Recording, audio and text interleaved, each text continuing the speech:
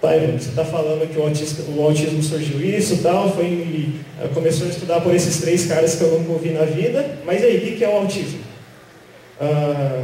O autismo, ele é um transtorno global do desenvolvimento. É importante a gente enfatizar que ele é um transtorno global do desenvolvimento, porque muitas pessoas, de forma errônea, acabam tratando o autismo como um transtorno global infantil. Só que não é. Por quê? Por que eles acabam confundindo isso? Porque geralmente o autismo ele é acometido a partir dos 3 anos de idade.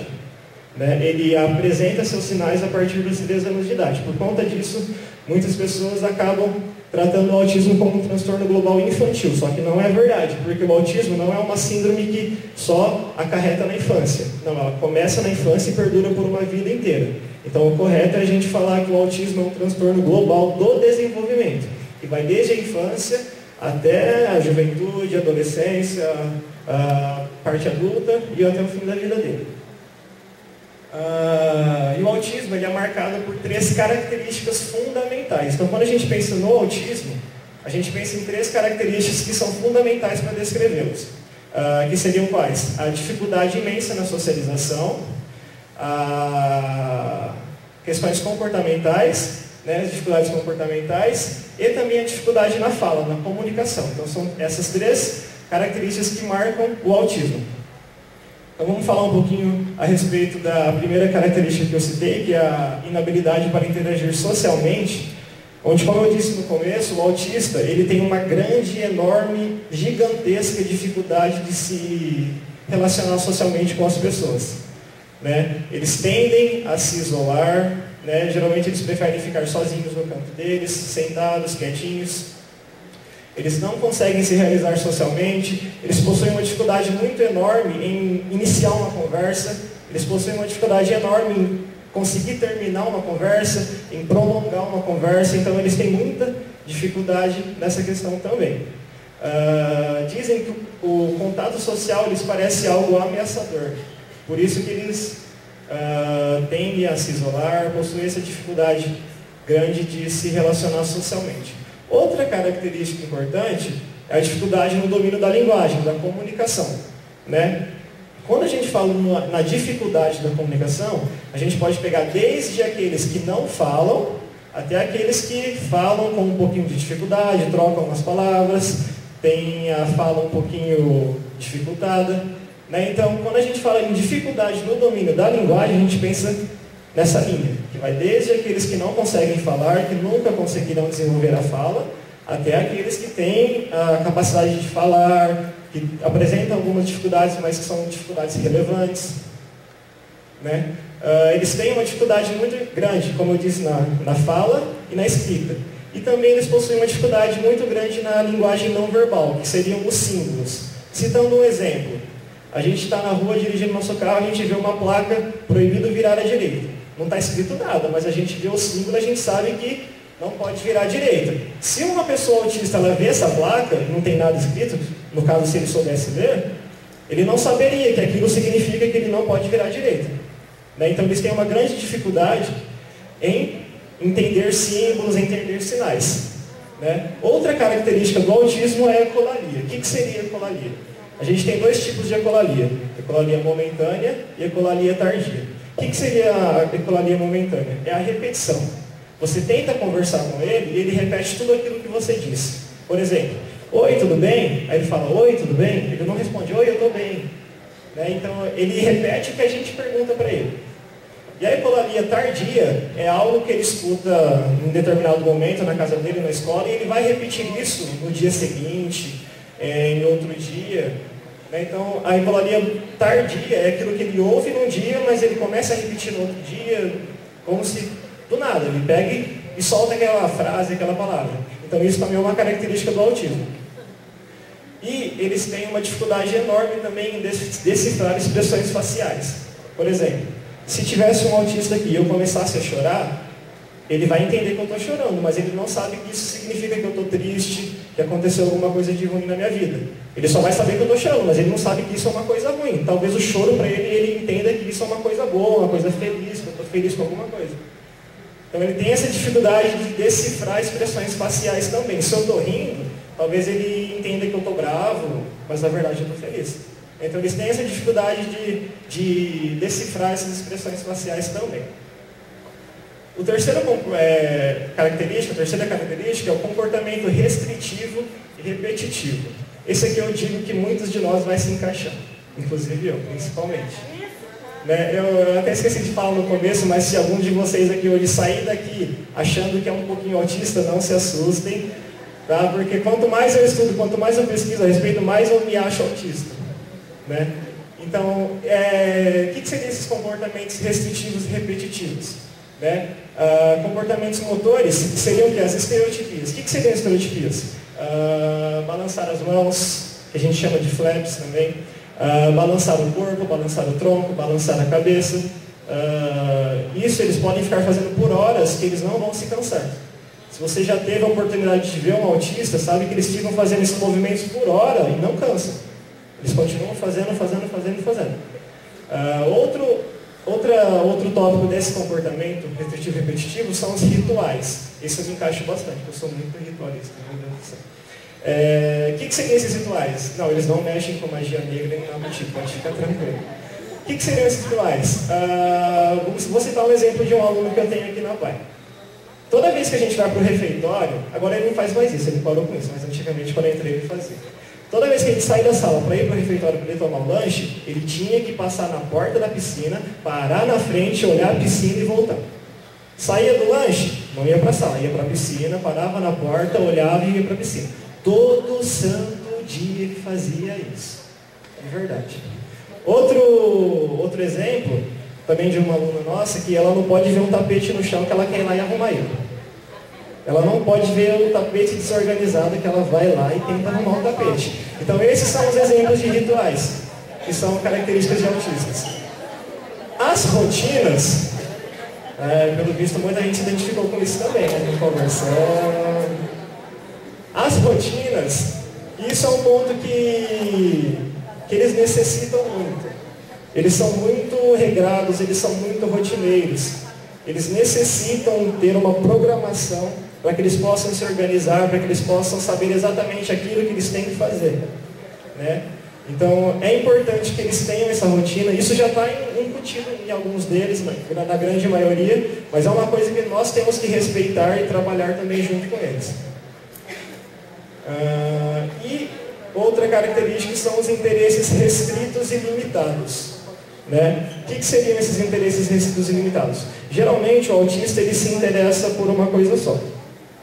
Não é que nem muitos de nós que gostamos de futebol, gostamos de ouvir certa música, gostamos de dirigir, gostamos de ficar na internet. Né? Eles geralmente têm interesses extremamente restritos.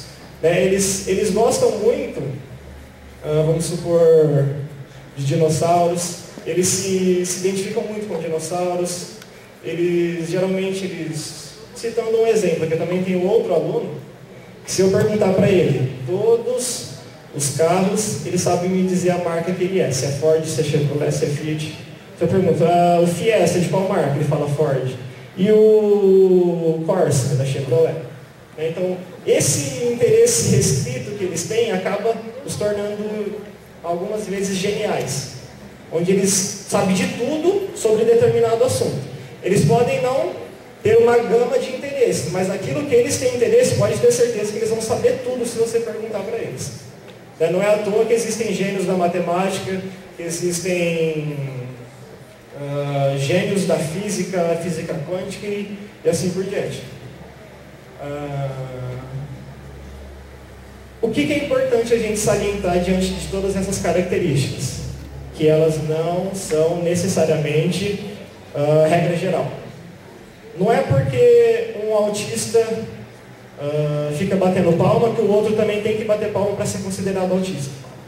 Né? Assim como nós somos diferentes um do outro, os autistas também são assim. Né? Nós temos essas três características essenciais, mas isso não quer dizer que todos têm que ter todas essas características. Talvez um autista ele tenha um comportamento agressivo, ele tem um comportamento agitado, ele tem seus rituais, só que ele olha no olho. Acho que alguns sabem que autista eles têm uma grande dificuldade de olhar nos olhos. né? Eles não fazem isso, não é que eles não fazem, alguns não fazem e outros sim. Né? Então, muito que a gente ouve por aí é o quê? Ah, mas ele olha no olho, então ele não é autista. Isso eu acho que tem que cair por terra. Não é porque ele olha no seu olho que ele não pode ser autista, sendo que ele tem outras características que o caracterizam como autista. Então a gente tem que se atentar a isso, que todas essas características não precisam ser necessariamente para ser considerado autista. Né? E aí que entra essa parte importante, que é o espectro do autismo. Né? Como eu disse no começo, quando a gente imagina um autista, ele tem todas aquelas características que eu disse. Ele fica batendo a mão, ele balança o tronco, ele fica isolado no cantinho dele, ele não se relaciona com ninguém, não fala com ninguém, não entende ninguém. Só que isso também é uma concepção que tem que ser anulada. Por quê? Porque existe o espectro do autismo. O que seria o espectro do autismo? A gente pode dizer que o espectro do autismo é o autismo em sua grande totalidade. Desde a sua forma mais leve até a sua forma mais grave. Como assim sua forma mais leve e sua forma mais grave? O autismo, ele acomete as pessoas tanto de forma leve, onde apresentam só alguns traços de autismo, onde ele pode levar uma vida normal, só que ele tem alguns traços de autismo, até o autismo clássico, que seria o autismo severo, quando ele é acometido de forma severa. Eu fiz esse esqueminha aqui, que eu tirei de um exemplo de um livro que eu estava lendo, que chama Mundo Singular, que ela explica dessa forma o espectro do autismo, e eu achei genial essa parte. Né? Imaginemos esse círculo aqui, onde nós temos uma cor em degradê, que vai desde o cinza mais claro, até a cor do cinza mais escuro ou preto. Né? Então imaginemos que o cinza mais claro é as pessoas com traços do autismo. Né? Essas pessoas, geralmente, elas não levam um diagnóstico de autista, mas por que elas são taxadas com traços de autismo? Porque, geralmente, esses traços necessitam de tratamento também. Embora ele não seja autista, ele possui traços de autista que talvez esses traços atrapalhem sua vida de alguma forma, então ela deve ser tratada também. No degradê, um pouquinho mais, na cor cinza um pouquinho mais escura, está a síndrome de Asperger.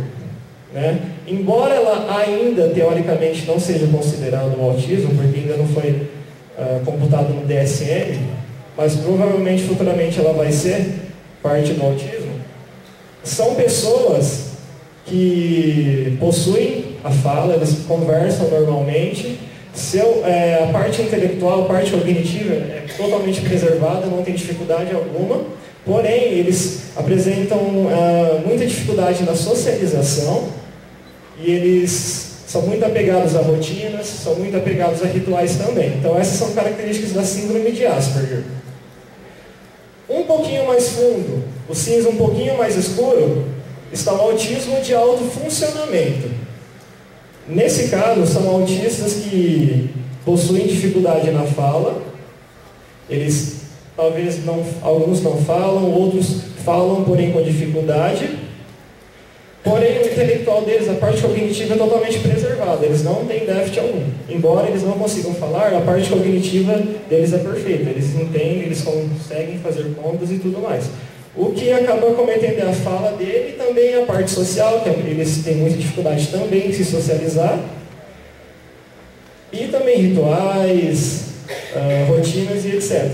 Aí, por fim, nós temos lá no meio a cor mais escura, que é o autismo clássico.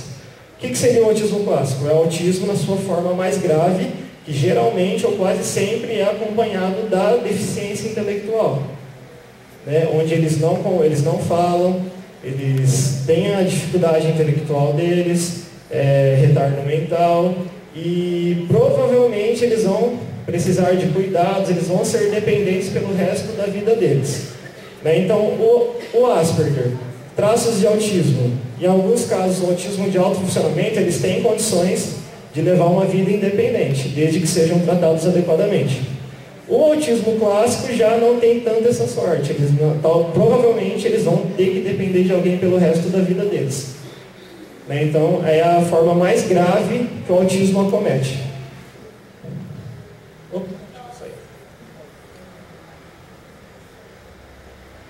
Isso. Eu trouxe essa foto do Messi só para estar ilustrando para vocês um pouquinho a respeito desse espectro do autismo, que recentemente foi vinculado na mídia, no Facebook da vida, etc., que ele possui síndrome de Asperger, né? Ele foi diagnosticado aos 6, 7 anos de idade, não me recordo ao certo, mas ele possui síndrome de Asperger.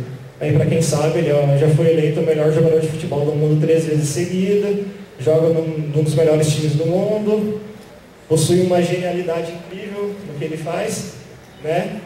Outro caso, assim, de expressão mundial, é o Bill Gates. Embora, pelo que eu pesquisei a respeito dele, ele não tenha sido diagnosticado com autismo, ele apresentava muitos traços, né? Costumavam dizer que quando ele ia viajar de avião, ele ficava se balançando muito, ele não cuidava muito da aparência dele, né? Ele tinha dificuldade enorme em se interagir socialmente, porém ele era um gênio da informática, né? Então, só para estar ilustrando, eu trouxe essas fotos do Messi e do Bill Gates só para estar ilustrando um pouquinho para vocês a respeito do autismo, e também que o autismo ele não vê classe, não vê cor, não vê credo, não vê crença, ele acomete todo mundo. Não todo mundo, né? Mas, enfim. Bom, o diagnóstico do autismo. Quando a gente pensa assim, como que a gente vai descobrir que aquela criança tem autismo, a gente pensa o seguinte: diferentemente da síndrome de Down, o autismo ele não é possível que a gente saiba que a criança tem autismo no ventre da mãe. Quando estão na época da gestação, a síndrome de Down é conseguida, a gente consegue saber que a criança vai nascer com síndrome de Down durante a gestação. O autismo ele não é possível. Por quê? Porque geralmente, não é regra geral, às vezes acontece mais tardiamente, às vezes acontece mais recentemente, os traços do autismo acabam se tornando evidentes a partir dos 2, 3 anos de idade. Então, muitas vezes, a criança nasce perfeita, começa a se desenvolver perfeita, desenvolve a fala, a relação com a mãe e com o pai é ótima, e chega em um certo ponto que a criança, como se ela tivesse se desligado do mundo. Né? Dá um clique, ela parou, não fala mais, não olha mais no olho. Né? Então, como que é feito esse diagnóstico? Né? Não existe também um exame clínico, não existe um exame de sangue, não existe um raio-x do cérebro que você vai lá, faz exame e está lá, ele tem autismo. Não existe isso. Para verificar se uma criança tem autismo ou não, o diagnóstico é essencialmente clínico. Ou seja, o que é um diagnóstico clínico? Essa criança vai passar por uma extensa e longa avaliação. Né? O que vai ser verificado? Vai ser observado as suas características, os seus comportamentos, vai ser verificado o histórico da criança dentro da família, vai ser investigado o histórico da família dele, dos pais, dos irmãos. Né? Vão tentar, através de questionários, através de observação, os seus comprometimentos, as suas características, até que seja chegado a um diagnóstico fechado, que assim que os médicos costumam dizer, é que eles fecham o diagnóstico e a criança é diagnosticada com autismo. Né? Então é um processo muito delicado. Né? Geralmente ele é feito por quem? Por uma equipe multidisciplinar. Né? Por fonoaudiólogos, por psicólogos, por psiquiatras, por pediatras. Né? Então é feita toda uma investigação na vida, no comportamento da criança, até chegar até ao diagnóstico de autismo ou não. O autismo ele não é uma síndrome adquirida, foi o que eu disse no slide passado. Muitas pessoas pensam que a criança adquire o autismo durante a sua vida, durante a sua infância. Por quê? Porque, como eu disse, geralmente eles nascem, começam a se desenvolver normalmente, aí chega num certo ponto eles começam a apresentar os sintomas do autismo, geralmente a partir dos 2, 3 anos de idade. Aí elas ficam pensando, mas ele nasceu perfeito, ele nasceu bem e agora apresentou, então ele adquiriu essa síndrome, só que não. O autismo, desde quando ele está na gestação, ele já está com essa síndrome, só que o que acontece? Ela acaba sendo evidente a partir de um certo momento da vida dela. Então é errado a gente dizer que o autismo é uma síndrome adquirida. Não, a criança já nasce com o autismo. Né? E o que causa o autismo? Né? Qual que é a causa? Por que uma criança nasce com autismo? Antigamente, muitos anos atrás, a causa do autismo era um tanto quanto ignorante, até mesmo engraçado. Eu não sei se alguns de vocês conhecem o caso das mães geladeiras, né, onde acreditavam que as crianças tinham autismo porque as mães eram frias, não davam amor para os filhos, tratavam eles de forma não amorosa, não dava carinho, não dava afeto, então a criança se transformava num ser que não tinha sentimentos, que não sabia se socializar. Isso foi veiculado há muito tempo atrás e por muito tempo, onde as mães eram as culpadas pelos filhos terem autismo. Só que isso já foi esquecido, graças a Deus. Né? Mas, a gente não sabe ainda exatamente o que causa o autismo. Pouco se sabe a respeito do que causa o autismo. O pouco que se sabe é que é uma causa genética. Né? Eu peguei esse trechinho de um livro que eu estava lendo também, onde ele falava das causas, né, que pesquisas apontam que a origem do transtorno estaria relacionada a um grupo de genes e da interação entre eles, e não ao gene único como causador do problema. Então, o pouco que se sabe ainda, como eu disse, o autismo é uma síndrome que está sendo estudada e que deve ser muito estudada ainda. O pouco que se sabe é que a causa dele são causas genéticas. Né? Algum gene da mãe que juntou com o pai não deu certo, daí acabou acontecendo o autismo e ninguém sabe ainda. Uma notícia não muito boa é que o autismo infelizmente não tem cura. Né? Eu digo que ainda não tem cura, né? Vai saber daqui uns 40, 50 anos se até lá não inventa um gene mutante aí que vai, sei lá, tirar o autismo da criança, mas não sei. Por enquanto não existe cura e por muito tempo vai continuar existindo que não tem cura. Né? Mas quem sabe futuramente.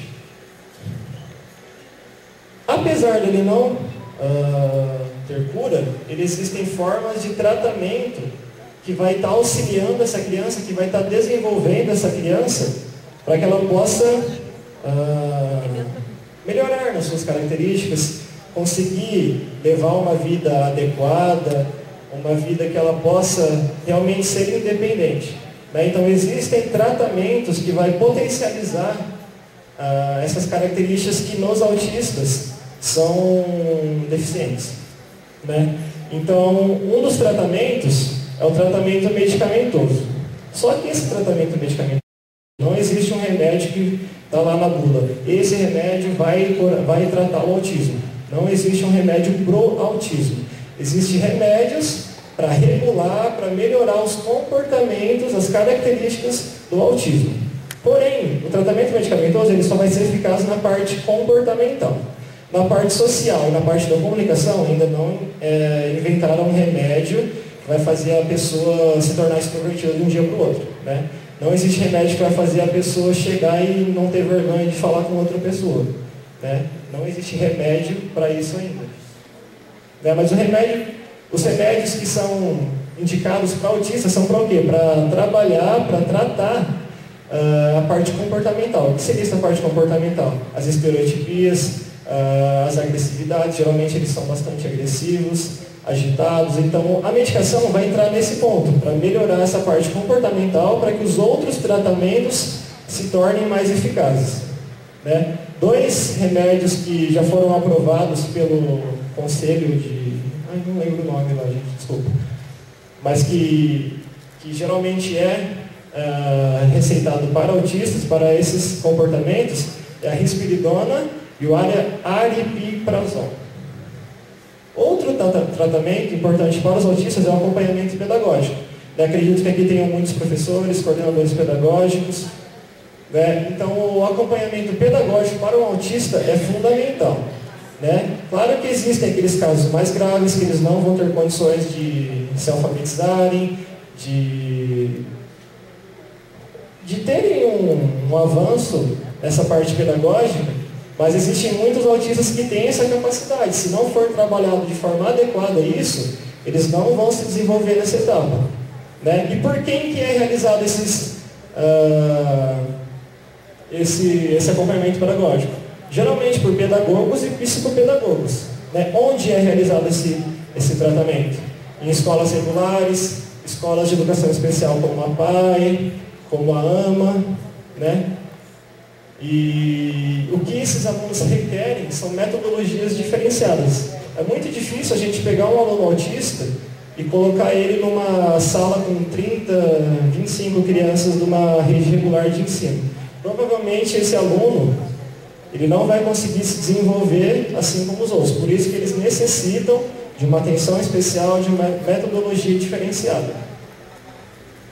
Outro tipo de tratamento também é o tratamento fonoaudiológico.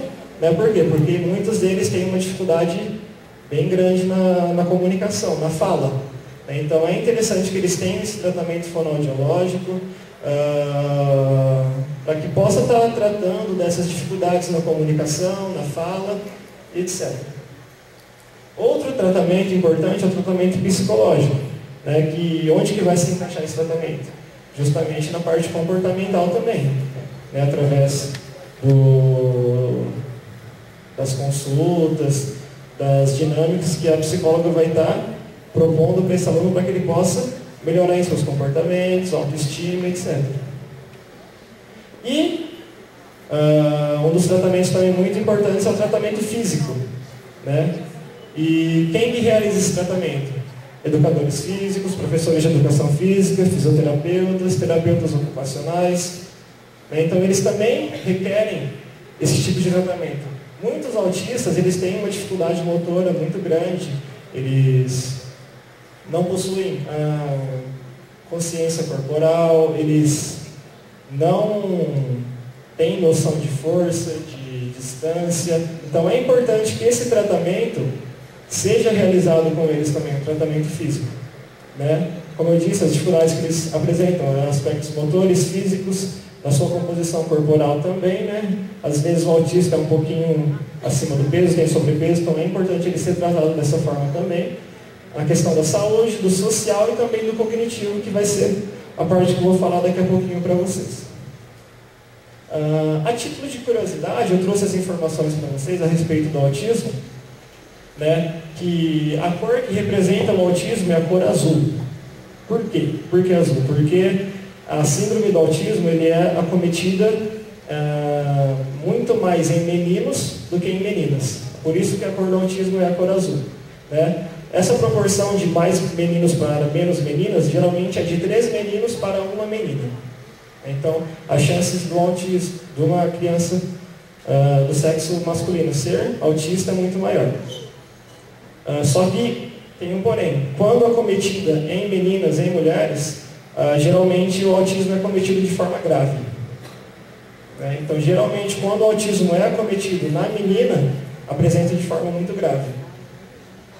Estima-se que para cada 100 nascimentos de crianças, 1 é autista. Né? Então a gente pensa que o autismo é uma coisa que não acontece geralmente, que é uma coisa que pouco se vê. Não, a gente está muito enganado. O autismo está mais perto de nós do que a gente imagina. Onde em crianças o transtorno é mais diagnosticado do que o câncer, a AIDS e o diabetes. Só para essa minha conversa com vocês não ficar muito monótona, não ficar muito parada, eu trouxe um vídeo para vocês que vai estar fazendo um resumo de tudo isso que eu acabei de falar para vocês agora a respeito do autismo. Né? Então, o que vocês possam assistir ele se chama 10 coisas que o autista gostaria que vocês soubessem. Né? Então, é um vídeo muito legal, embora ele seja curtinho e ele esteja